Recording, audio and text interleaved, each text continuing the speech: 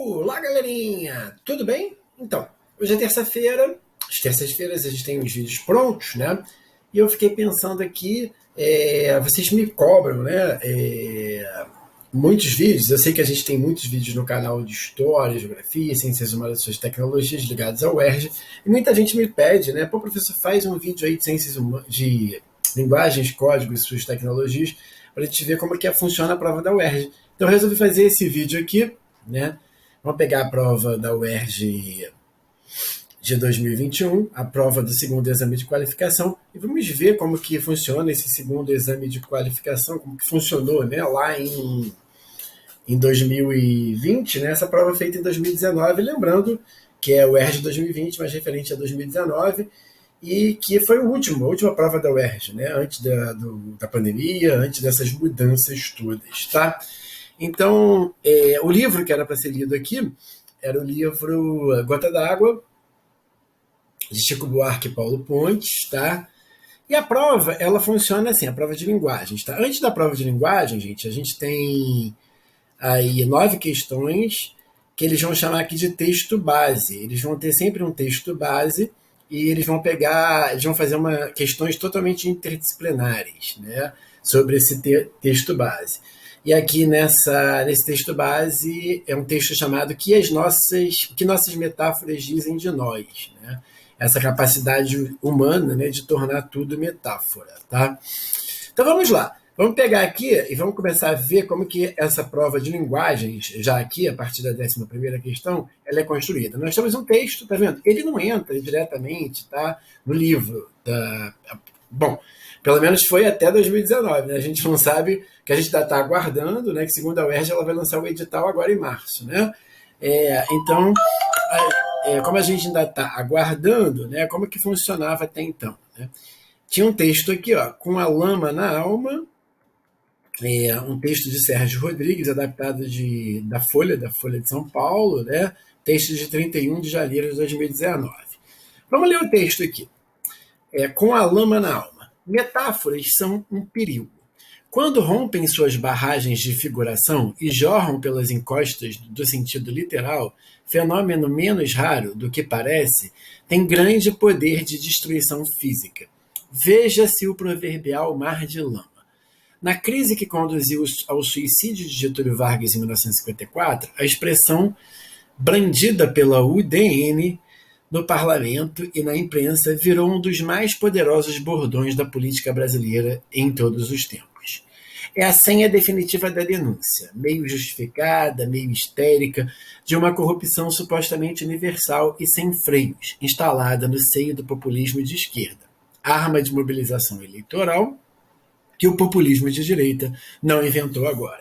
Então, associar, né, à esquerda, tá, essa expressão mar de lama, né, de que o governo teria sido corrupto, não é uma coisa que a direita faz agora, né, fez agora a partir de 2016 com os governos petistas de esquerda. Não, é uma coisa bem antiga, né, desde lá da acusação de corrupção do governo do governo Getúlio Vargas lá nos anos 50. Tá? Curiosamente, a paternidade de Mar de Lama é atribuída ao próprio Vargas, que com a imagem tão gráfica teria expressado a um coronel da aeronáutica sua decepção com jogadas corruptas de Gregório Fortunato, chefe de sua guarda pessoal.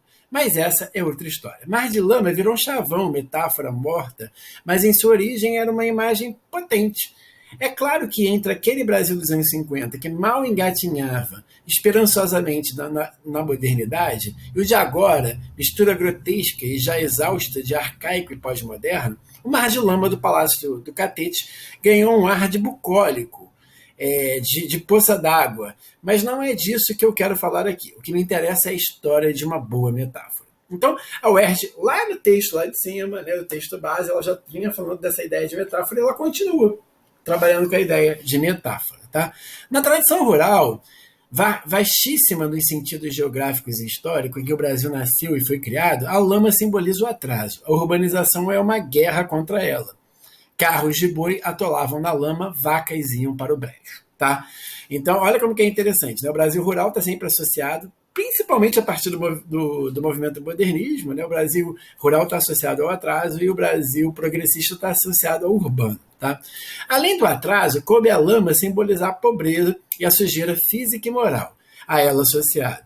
Metiam-se os pés cascudos no barro, emporcalhavam-se os tratadores de porcos em chiqueiros, enlameavam-se reputações, chafurdavam-se em charcos. Pode parecer que é definitivamente suja, a lama tem o mesmo conjunto de sentido em qualquer cultura. Mas não é assim. No repertório de diversos povos da antiguidade, a principal força simbólica da pasta de terra e água é positiva beça, liga-se à criação da vida. Se você parar para pegar ali a própria Bíblia, né, alguns os textos como a Epopeia de Gilgamesh, né, que é o texto mais antigo do mundo, a epopeia mais antiga do mundo, né, a criação do mundo se dá pela lama, né, pelo barro.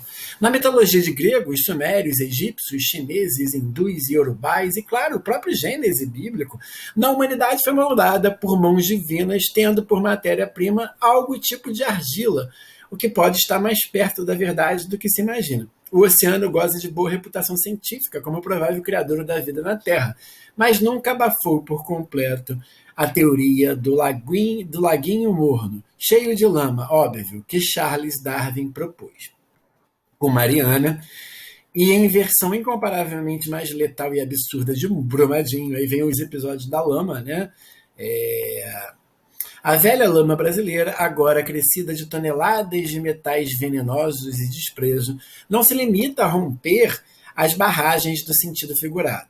Soterra qualquer ligação com a vida que pudesse estar enterrada no barro. Atraso, sujeira física e moral, tudo isso já parece pouco. Nossa lama simboliza a morte.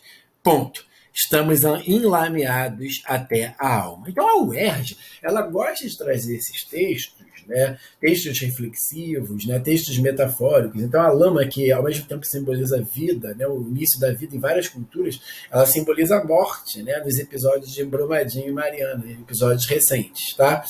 Então ela gosta desses textos, né, que trazem todos esses elementos, que vai dar à própria UERJ, à própria banca, a capacidade de produzir questões sobre, né, esses textos que são atuais, que remetem a questões atuais do Brasil. Vamos fazer a questão 10 aqui. A história da expressão mar de lama, relatada por Sérgio Rodrigues, reforça uma ideia apontada no texto, o que nossas metáforas dizem de nós. Ou seja, o mesmo texto, esse texto aqui, né, do Sérgio Rodrigues, faz referência também ao texto, ó, lá de cima do texto da prova, da parte da prova chamada texto base. Essa ideia está sintetizada na seguinte frase do texto base. Então, você tem que pegar ali uma frase do texto base, tá? Lembra, eu já fiz questões anteriores com vocês sobre isso, né? Que a UERJ adora pegar trechos, né, para reforçar o que diz o texto, para ver se você entendeu a tese central, tá? Então, com frequência são nossa bússola invisível, orientando tanto gestos instintivos que fazemos como decisões mais importantes que tomamos. É muito provável que aqueles que concebem a vida como uma cruz e os que a entendem como uma viagem não reagem da mesma forma ante o mesmo dilema.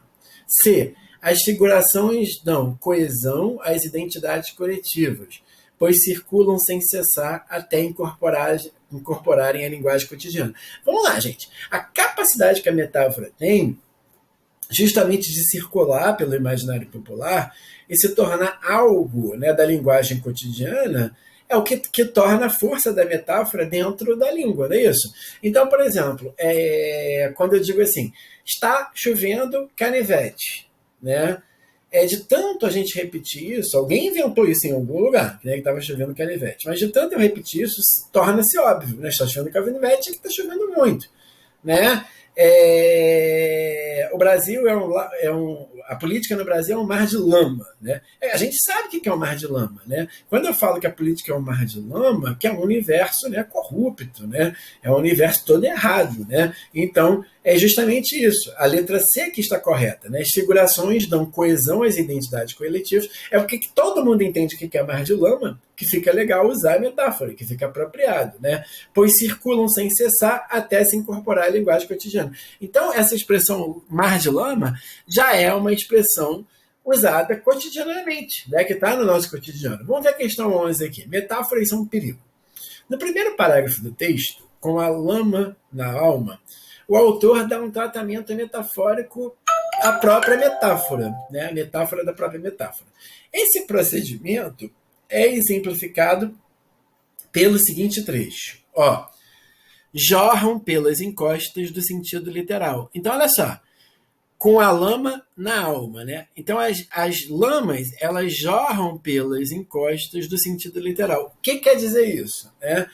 Elas acontecem também, o mar de lama acontece também literalmente. E ele acontece literalmente aonde? Né? Em Mariana e Brumadinho, tá? De forma literal, tá? Então, ó, mais uma questão interpretativa aqui, bem legal da UERJ. Vamos ver essa questão aqui, número 12. Para expor um ponto de vista, o autor se vale da ironia no seguinte trecho. Então, o que é o recurso da ironia? Você falar alguma coisa, né, meio que para ironizar. Quando você utiliza-se de uma sentença, só que você não acredita naquela sentença. Né? Você está usando que é para ironizar o seu interlocutor. Né? A ironia, ela necessariamente exige um interlocutor, alguém que esteja, né, lendo, escutando, né, enfim, tá? Para que produza essa resposta possível. Tá? Vamos ver aí qual é o caso de ironia. Ó, arma de mobilização eleitoral que o populismo de direita não inventou agora. Não tem nenhuma ironia aqui.